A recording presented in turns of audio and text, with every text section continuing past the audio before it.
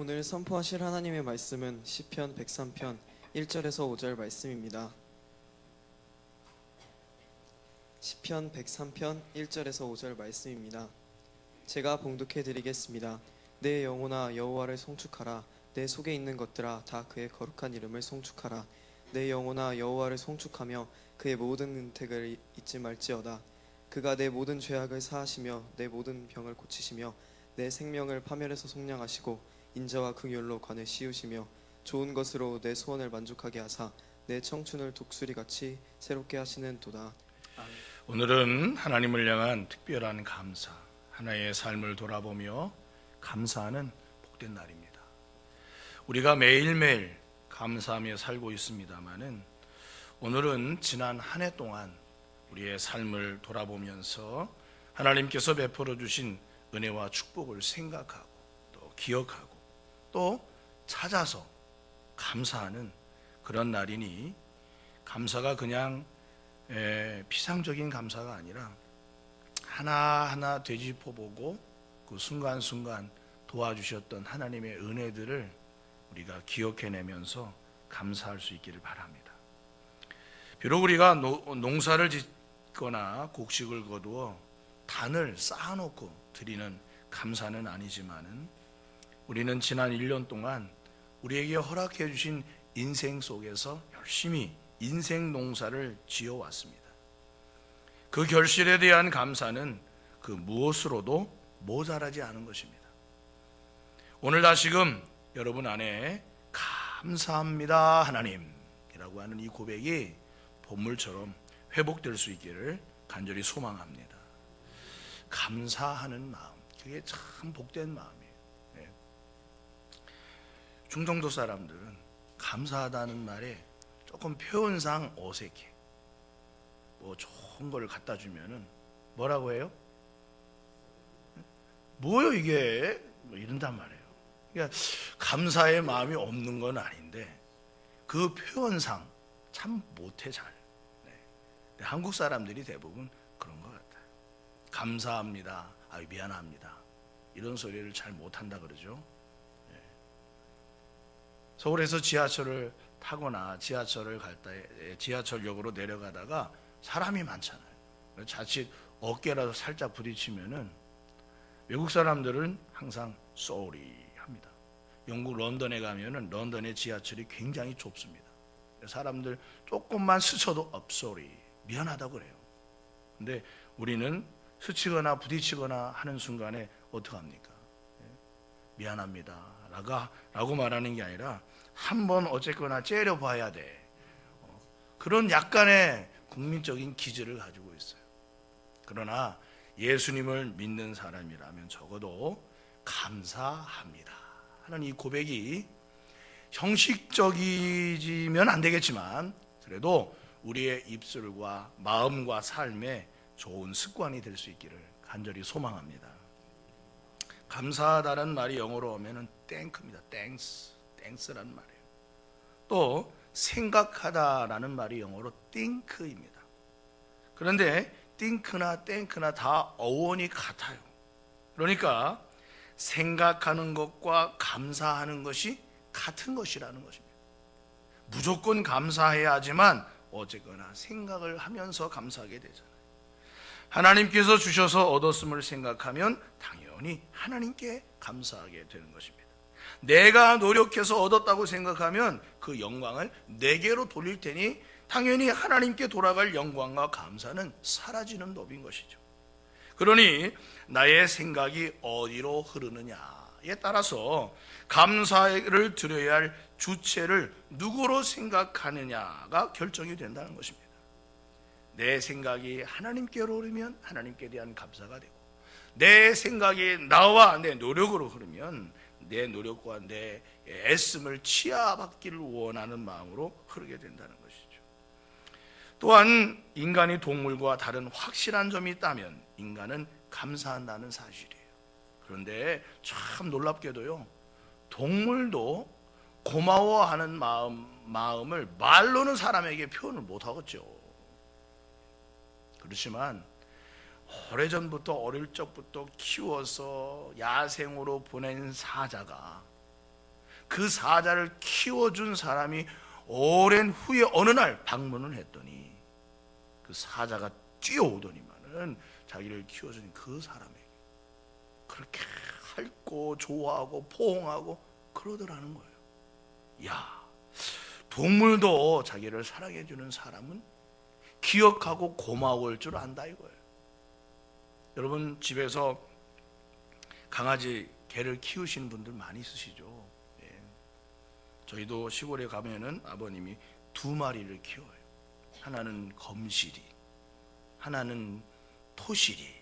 2마리가 있어요. 토실이는 털이 그냥 푹신푹신하고 검실이는 얼룩얼룩한 개인데 아버님이 어떻게 훈련을 시켰는지 손을 이렇게 하면은 1m 이상을 제자리에서 점프를 막 하는 거예요.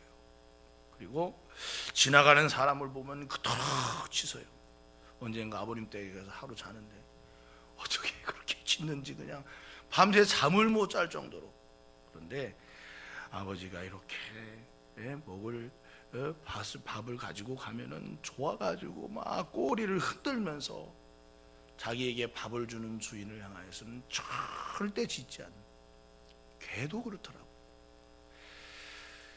우리는 어떠한 사랑을 하나님께로부터 받았습니까? 참 우리가 깨닫는 것도 있지만 깨닫지 못하는 순간에도 하나님은 여전히 여러분을 붙들고 계시고 인도해 주셨음을 잊지 말고 기억하시기를 주님의 이름으로 간절히 축원합니다. 참 이 감사를 풍성하게 아주 잘하는 인물이 있었어요. 그게 누구냐? 바로 오늘 우리가 읽은 본문을 지은 다윗입니다. 다윗의 고백은 언제나 기도와 감사와 찬양과 축복이 끊임없이 그의 시 속에서 드러나고 있어요. 왜냐하면 다윗은 하나님께서 자신에게 베풀어 주신 모든 것을 뭐라고 생각하느냐? 오늘 성경에 기록된 것처럼 은택이라고 생각을 해요. 은택, 은혜와 받은 혜택이라고 생각을 하고 그것을 절대로 잊지 않으려고 했습니다. 그래서 오늘 본문 2절에 말합니다. 내 영혼아 여호와를 송축하라. 자기 자신에게 하는 말이에요. 내 영혼아 여호와를 송축하라. 노래하고 하나님을 찬양하라는 거예요. 왜? 그의 모든 은택을 잊지 말아야 하기 때문에. 하나님이 나에게 주신 은혜와 축복과 사랑과 이 모든 것을 내가 잊지 않으려고 하나님을 노래하고 찬양한다고 다윗은 고백하고 있어요. 여러분 우리가 수요일날 성경 공부 통해서 배워서 알다시피 다윗의 인생은 참으로 파란만장했습니다. 드라마틱 그 자체였어요. 영화의 한 장면이라 해도 과언이 되지 않습니다. 기쁨과 환희, 절망과 슬픔이 점철된 우여곡절의 인생 속에서 다윗은 언제나 하나님의 자비로우심과 긍휼하심을 힘입었기 때문에 하나님을 떠나지 않고 하나님의 은혜 가운데 살 수 있었어요. 그가 우리아의 아내 바세바를 범한 후에 우리아를 전쟁터에 앞세워 죽음에 이르게 했습니다. 참 나쁜 짓을 했어요. 그래서 그가 많은 회개를 했음에도 불구하고 하나님께서 그때부터 그에게 엄청난 징계를 가져다 주기 시작했습니다. 첫 번째가 뭐냐? 아들의 반란이었습니다. 아들 중에서 가장 명철하고 뛰어난 아들이었던 압살롬. 백성들이 얼마나 좋아했는지 다윗보다 그 아들을 더 좋아했어요. 그런 압살롬이 오히려 아버지를 향하여 반기를 들었습니다. 그래서 다윗은 성경의 말씀 보니까 예루살렘 궁에서 빠져나가는 도망자가 신세가 되는데 발에 신발도 신지 못한 채 도망하고 있었어요.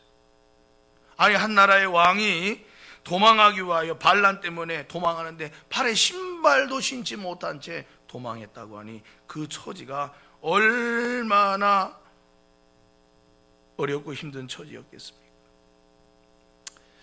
그런 때도 그는 하나님 앞에서 자신의 인생을 솔직하게 인정하고 하나님의 그 무서운 진노를 내가 다 받아들이겠다고 그렇게 고백을 합니다. 아무런 항의와 변명도 하지 않고 그저 하나님 나를 긍휼히만 여겨주소서 그렇게 기도하면서 그에게 닥치는 모든 어려움을 감내했습니다. 그 결과 마침내 하나님이 다윗을 다시 왕좌의 자리에 복귀할 수 있었게 하셨어요. 이제 그는 자신에게 베풀어 주신 그 하나님의 은혜를 결코 잊지 말자고 다짐하고 또 다짐하도록 자신의 영혼을 향하여 명령하고 있는 것입니다. 내 영혼아, 하나님의 은혜를 잊지 말아라. 하나님의 은혜를 잊지 말아라. 사랑하는 성도 여러분, 오늘날 모든 것을 쉽게 잊어버리는 시대 속에서 우리가 살아가고 있습니다. 쉽게 잊어야 할 것은 원한인데 원한은 뼛속까지 기억하려고 하고, 은혜는 쉽게 잊어버리지 않아야 하는 것인데 하나님의 뜻과는 반대로 흐르는 물에 은혜는 쉽게 잊어버리는 우리의 성향인 것입니다. 그래서 그런가 우리 사회가 이처럼 불안하고 혼란하고 암담한 사회가 되어가고 있는 것이 아닌가 생각해 봐요. 그런 세상 풍조 속에서도 성도는 하나님의 은혜를 기억하고 잊지 말고 감사할 수 있는 다윗과 같이 하나님의 은택을 베풀어 주신 은혜를 잊지 않는 저와 여러분 되기를 간절히 소망합니다. 여러분, 감사할 줄 모르는 사람은 참 배은망덕한 사람인 거예요. 사람 간의 관계에도요, 감사할 줄 아는 사람이 좋은 관계를 맺으며 잘 살아요. 우리는 오늘 다윗을 통하여 주시는 여호와를 송축하고 그 모든 은택을 잊지 말라고 스스로에게 늘 권면할 수 있기를 바랍니다. 그렇다면은 다윗은 자신에게 주신 은택이 도대체 무엇이라고, 다윗의 감사의 제목은 과연 구체적으로 무엇이었을까? 오늘 성경의 첫 번째로 죄를 사하여 주셨다는 사실을 기억하려고 했어요. 오늘 3절에도 말하죠. 그가 내 모든 죄악을 사하시며 라고 했습니다. 사람이 살면서 지은 죄는 언젠가는 다 드러나게 마련이에요. 그래서 세상적으로 보면 그리 두렵지 않은 것일 수 있을지는 몰라도 하나님 앞에서 생각하면 이게 참 두려운 일인 것입니다. 디모데전서 5장 24절에 보니까 어떤 사람들의 죄는 밝히 드러나 먼저 심판에 나아가고 어떤 사람들의 죄는 그 뒤를 따르나니 라고 말하고 있습니다. 다시 말하면 이 죄라고 하는 것은 지금 드러날 수도 있고 이제 내일 모레 드러날 수도 있고 아니면은 열흘 후에도 드러날 수 있고 아니면은 내 인생 말에 가서 드러날 수 있고, 그렇지 않고 드러나지 않는 죄가 있다면 하나님 앞에 가면 다 드러나게 된다는 것입니다. 이러한 죄에 대한 대가는 사망이고 멸망인 것입니다. 하나님 앞에 나아갈 수 없어요. 하나님이 그 사람이 지은 공로를 따져서 건지시고자 할 때 그 사람이 행한 공로보다 죄가 훨씬 많기 때문에 공로의 비중을 따지더라도 멸망받을 수밖에 없는 자가 바로 우리인 것입니다. 그런데 만약에 누군가가 그런 우리의 힘과 능력으로 해결할 수 없는 죄를 싹 도말해주고 갚아주고 없는 것처럼 여겨준다면은 이거보다 귀한 은혜와 축복이 어디 있겠습니까? 옛말에도 그런 말이 있어요. 낱말은 새가 듣고 반말은 쥐가 듣는다. 그러니까 아무도 모르게 한 일도 언젠가는 다 드러나게 된다는 것입니다. 죄의 특징이 그런 거예요. 은밀성입니다. 그래서 죄를 책망하고 죄에 대하여 꾸중하면 기분 나빠하고 자존심 상하고 체면을 구기는 거니까 아주 그것을 싫어하는 것입니다. 또한 죄라고 하는 것은요, 그 지은 죄에 대한 값을 받아내야만 하는 보복성이 있어요. 내가 죄를 지었다? 그러면 언젠가 공인은 내가 지은 죄에 대하여 보복해야지만 되는 것입니다. 죄라는 그런 성향이 있어요. 은밀성이 있고 보복성이 있다. 그러므로 인간은 스스로 지은 죄에 대하여 해결할 능력이 없는 것입니다.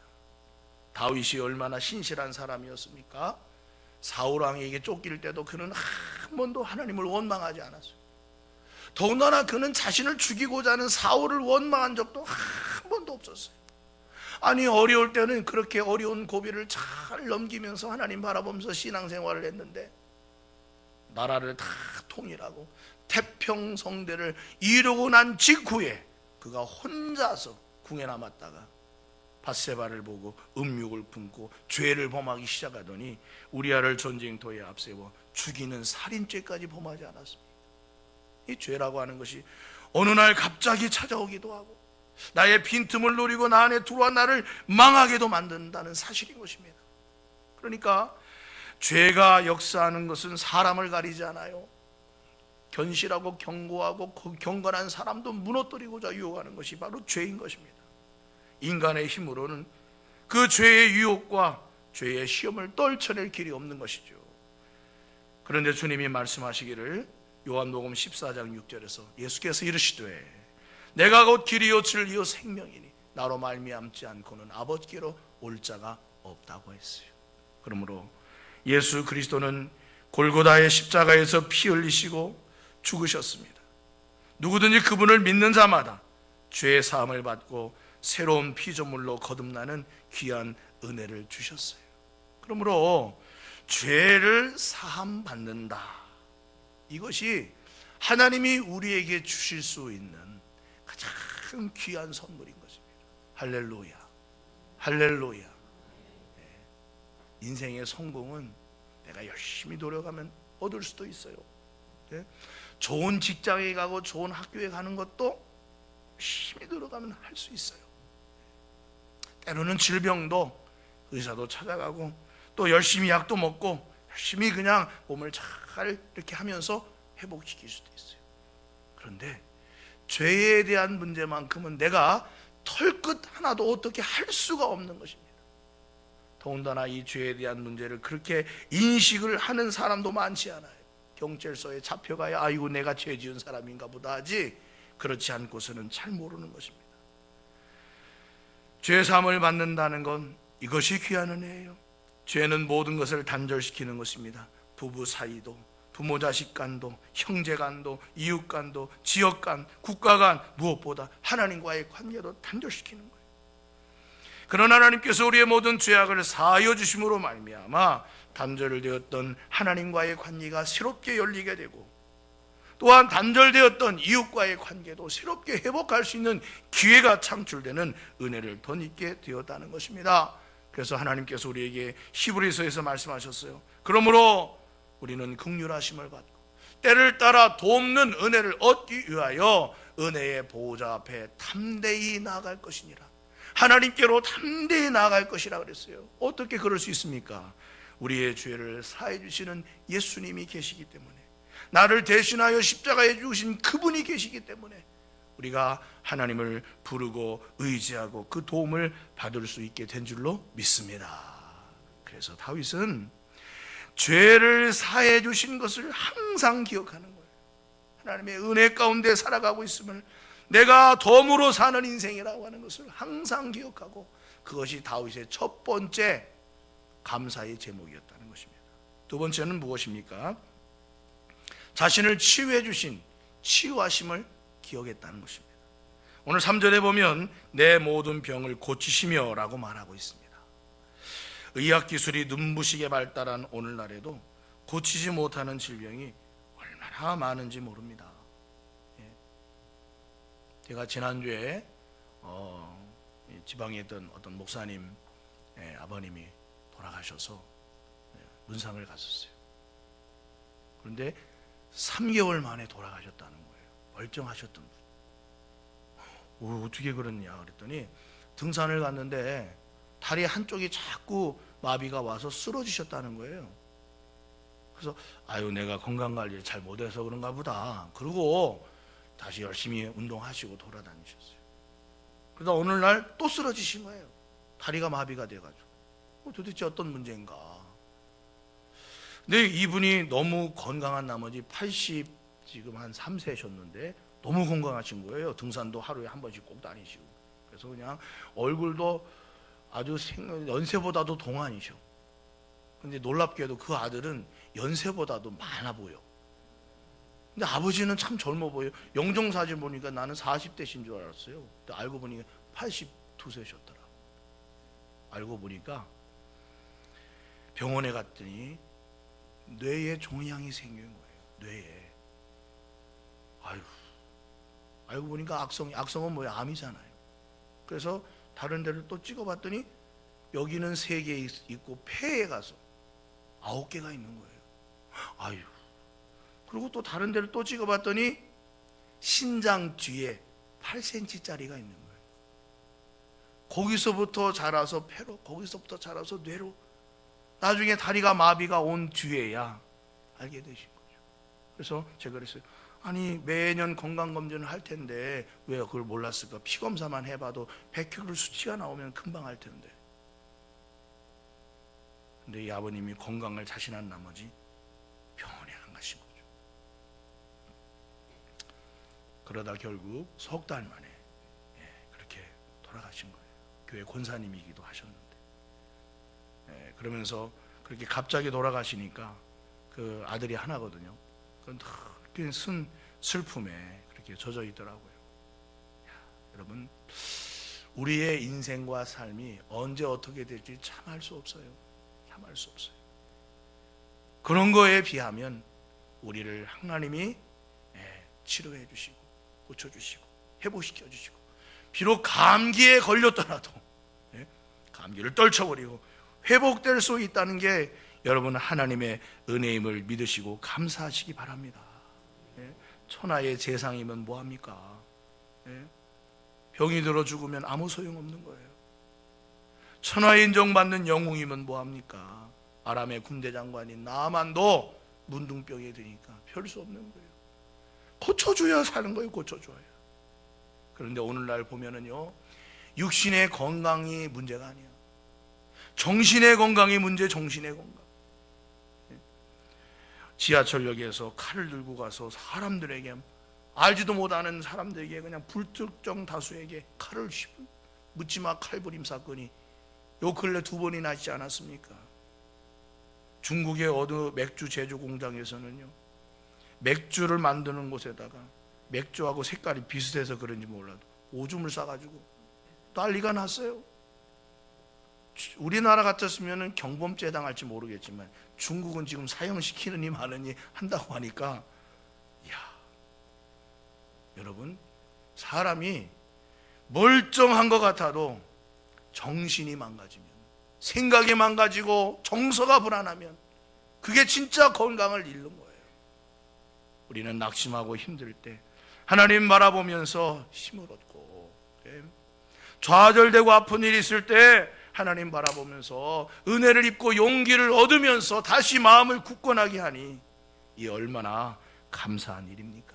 할렐루야. 그러므로 우리가 하나님께 감사해야 합니다. 다윗도 병들어 고통을 당할 때가 있었어요. 죽을 만큼 고생스러울 때가 있었어요. 절망적인 상황도 수없이 겪었습니다. 그런데 하나님이 그를 치료하시고 일으켜 주셔서 새 힘을 얻게 되었음을 감사하며 치유해 주신 하나님, 나를 일으켜 주신 하나님 감사했어요. 여러분도 작은 감기에서 치료받더라도 하나님 나를 낫게 해주심을 감사합니다 하고 하나님을 기억하시기 바랍니다.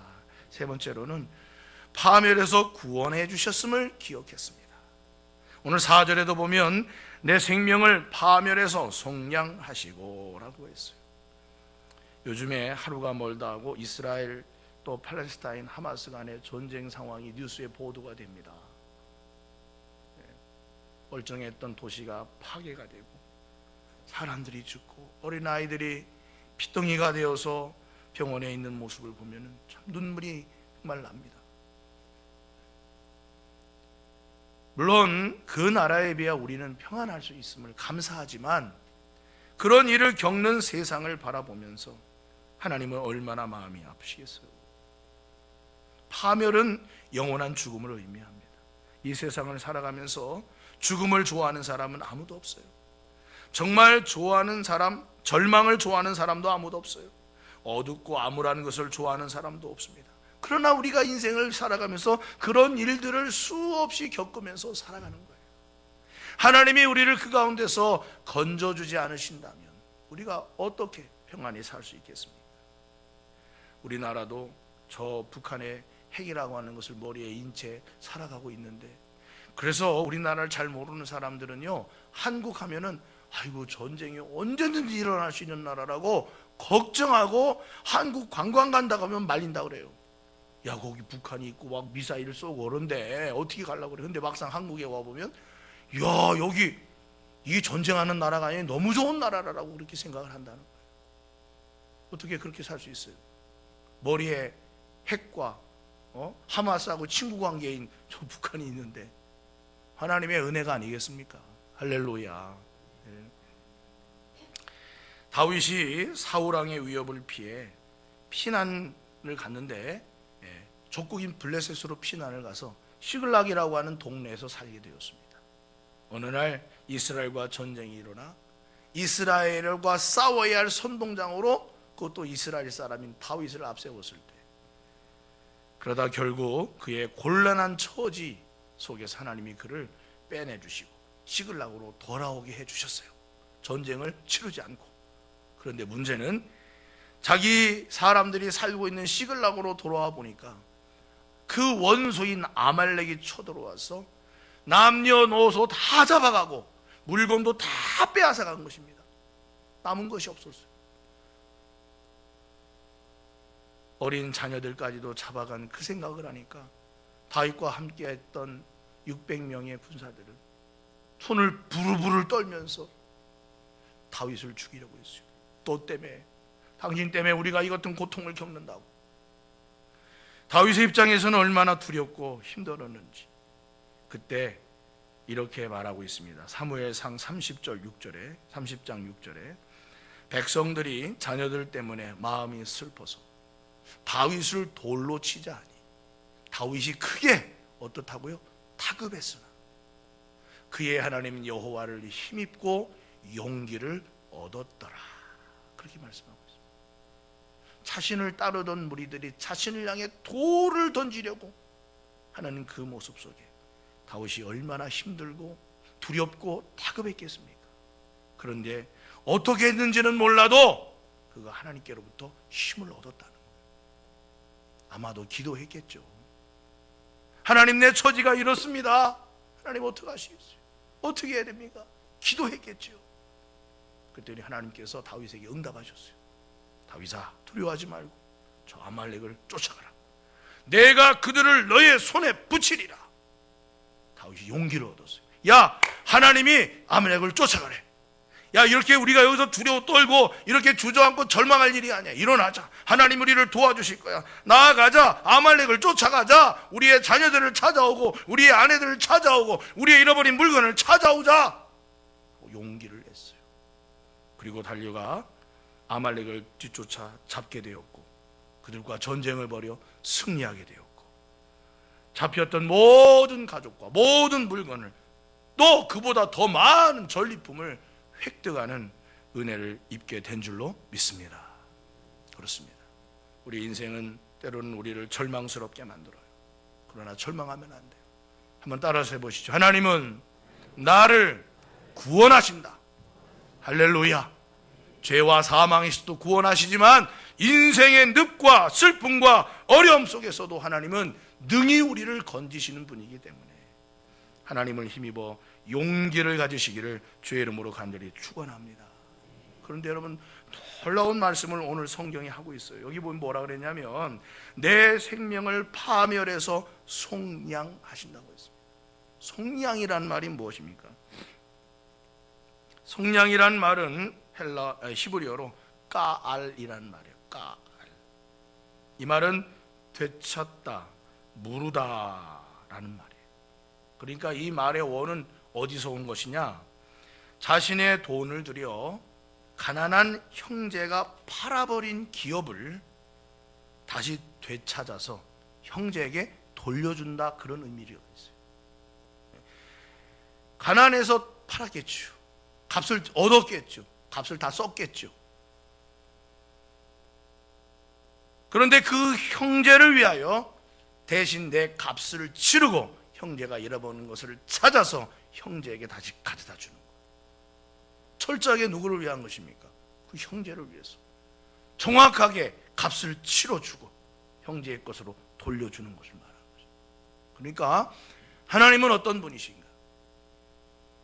하나님의 백성을 위하여 우리가 치러야 할 대가를 대신 치러주고 그리고 나에게 마땅히 있어야 할 것을 가져다 주시는 분이라. 그래서 이것을 뭐라고 말할 수 있느냐? 은혜입니다. 은혜. 하나님이 값없이 나에게 주는 은혜예요. 은혜. 왜 이토록 우리를 사랑하시고 은혜를 베푸시느냐? 자녀이기 때문입니다. 부모가 자식을 사랑하는데 조건이 있습니까? 목숨을 내던지서라도 자녀를 위해서 희생하는 게 부모예요. 하나님은 토하신 것입니다. 이런 은혜를 우리에게 주셨음을 잊지 말고, 파멸에서 내 값을 치르고 속량하여 주셨기 때문에 나는 자유와 기쁨과 행복과 하나님이 주시는 능력을 누릴 권세가 있다는 사실을 믿으시기 바랍니다. 네 번째로는 항상 베풀어 주신 은혜를 인하여 감사했어요. 4절에 보니까 인자와 긍휼로 관을 씌우시고 라고 했습니다. 우리가 살아가는 삶의 현장은 험하고 불안전한 곳입니다. 온갖 사고와 문제들이 순식간에 터지죠. 총기 사고, 교통사고, 의료사고, 자연재해. 우리가 지난 여름에 얼마나 비가 많이 왔어요. 저쪽 청남 또 장평 쪽은 많은 재해를 입었습니다. 어느 그 축산 농가가 피해를 입었는데 소를 몇백 마리를 키우는 집인가 봐요. 그런데 나중에 그 소들은 발을 그 구유하는 데다가 발을 놓고서 올라가서 숨을 쉬면서 간신히 살았다 하더라고요. 근데 새끼 소들이 많이 죽은 거예요. 새끼 소들이. 그 소들을 그 진흙탕 구더기에서 건져내면서 그 축산 농가의 부부가 막 울더라고요. 그 어린 새끼가 죽은 모습을 보면 얼마나 처참해요. 그러면서 하는 말이, 내가 살면서 비가 이처럼 많이 오는 것은 처음 봤다는 것이죠. 처음 봤다는 거예요. 그래요. 오늘날 이처럼 기후 이상이 생기기 시작합니다. 하루하루 매년 아마 더하면 더했지 덜하진 않을 거라는 것이 전문가들의 이야기인 거예요. 그런 어려움 속에서도 우리가 다시 일상을 되찾을 수 있는 것이 하나님의 은혜가 아니겠습니까? 재앙을 만나고 어려움을 만나도 하나님이 그때그때 도와주시고 인도해 주심을 우리가 잊지 말고 기억해야 할 줄로 믿습니다. 한번 따라서 해보시죠. 하나님은 나를 사랑하시되 매일 사랑하시고 매 순간 사랑하신다. 할렐루야. 다섯 번째로 마지막은 소망을 간직하고 살게 하셨어요. 5절을 보세요. 좋은 것으로 내 소원을 만족하게 하사 내 청춘을 독수리같이 새롭게 하시는도다 라고 했습니다. 그래요. 오늘 힘들었어도 내일이라는 우리가 기회가 있다 라고 하면은 뭔가 희망이 생기죠. 하나님은 그의 백성의 미래에 소망을 주고 비전을 주시기를 원하세요. 그래서 예레미야 29장 11절에도 여호와의 말씀이니라 너희를 향한 나의 생각을 내가 하나니 평안이요 재앙이 아니니라 너희에게 미래와 희망을 주는 것이니라 라고 말씀했습니다.